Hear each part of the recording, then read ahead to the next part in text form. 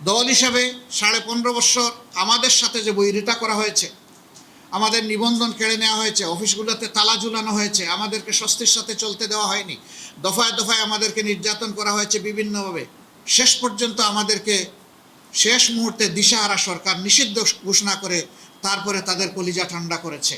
আমরা বলেছি যে আমরা প্রতিশোধ নেব না। প্রতিশোধ না নেওয়ার মানে হচ্ছে আমরা আইন হাতে তুলে নেব না, কিন্তু সুনির্দিষ্ট অপরাধ যিনি করেছেন তার বিরুদ্ধে মামলাও হবে এবং তাকে সে মামলায় শাস্তিও পেতে হবে।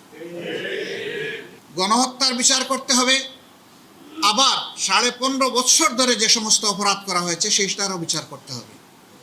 তখন সরকারের প্রধান নির্বাহী থেকে শুরু করে সকলেই তারা বলতেন, এবং এটি আইনের কথা, যে আইন সকলের জন্য সমান, কেউ আইনকে ফাঁকি দিতে পারবেন না। আমরা সেই সমান আইনের প্রয়োগটা এখন দেখতে চাই। তবে এটা ঠিক, এই আইনের আশ্রয় নেওয়ার নামে একজন নিরপরাধ মানুষও যাতে হ্যারাসমেন্টের শিকার না হয় সেটাও আমাদেরকে খেয়াল রাখতে হবে।